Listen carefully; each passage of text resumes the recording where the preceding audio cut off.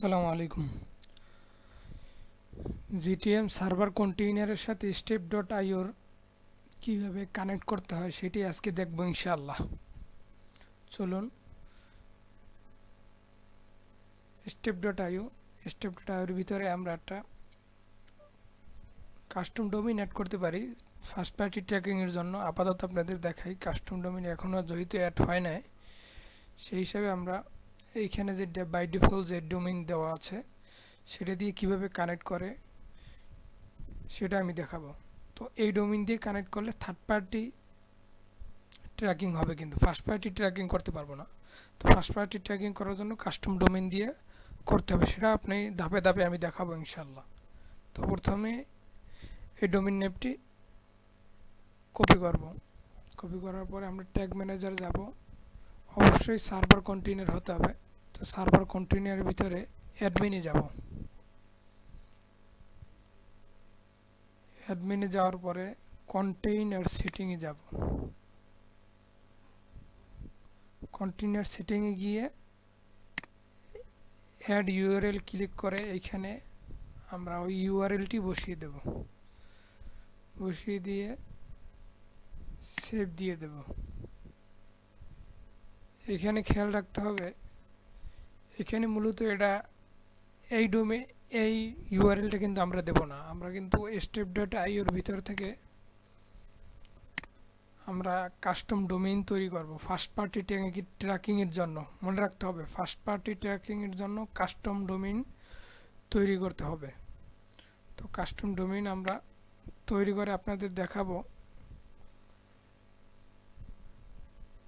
তো এই custom domain তৈরি করার জন্য আমরা একটা ডোমেইন নেম দিতে পারি। ডোমেইন নেমটি হলো, আমি একটু দেখাই,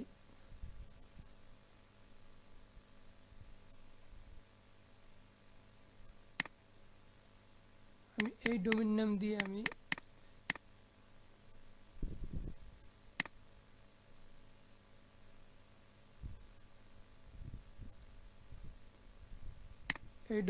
দিয়ে আমি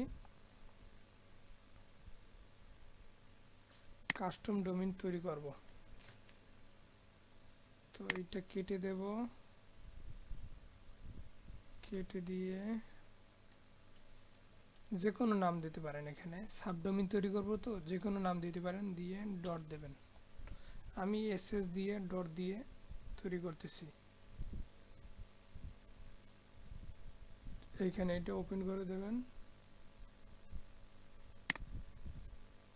এটা থাকবে স্টেপ গ্লোবাল ডিএনএস দেবেন। ওন ওন ডিএনএস দেবেন না, এখানে স্টেপ গ্লোবাল ডিএনএস এটা দেবেন। এটা সিলেক্ট করা থাকার পরে, এই অবস্থায় থাকার পরে আপনারা এইখানে এসে ভেরিফাই ক্লিক করবেন। ও আচ্ছা, এইখানে স্ল্যাশটা কেটে দিতে হবে। স্ল্যাশটা কেটে দিয়ে আবার ভেরিফাই দেব। হয়ে গেছে, ভেরিফাইং হচ্ছে, আমাদের এটা ভেরিফাইং হচ্ছে। তবে এখন খেয়াল রাখতে হবে, এই যে এটা আপনার ওয়েবসাইট যেখান দিয়ে ওয়েবসাইট অর্থাৎ ডোমেইন যেখান দিয়ে পারচেস করছেন সেইখান থেকে ব্যাকএন্ডে গিয়ে ডিএনএস সার্ভারের মধ্যে আপনারা এটা সেট আপ করতে হবে। সেটা আমি সামনে ইনশাল্লাহ দেখাবো। সেই কাস্টম ডোমেইন এইটা যখন ভেরিফাইং এখানে রেডি উঠবে, রেডি বা রানিং উঠবে, তো যখন উঠবে তখন আপনি এটা কপি করে আপনি এইখানে এসে, আবারও দেখাচ্ছি, এই যে এইখানে এসে আপনি এইটা পেস্ট করে সেভ দিয়ে দেবেন। তখন কানেক্ট হবে। আর কানেক্ট হয়েছে কি হয় না সেইটা প্রুফ কিভাবে বুঝবেন সেইটা বোঝার জন্য আমি দেখাচ্ছি। সার্ভার কন্টেইনারে যাবেন, সার্ভার কন্টেইনারে গিয়ে প্রিভিউ দেবেন।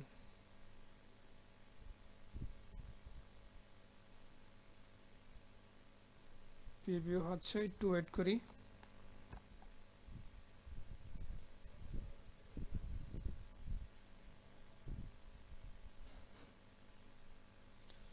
প্রিভিউ হওয়ার পরে এই রকমের যদি অপশনগুলো আসে, এরকম অপশন আসলে মনে করবেন যে কি এটা আপনার এটা কানেক্ট হয়ে গেছে, স্টেপের সাথে কানেক্ট হয়ে গেছে, tag manager server container connect হয়ে গেছে। কিভাবে বুঝলেন? এইখানে দেখেন, এই যে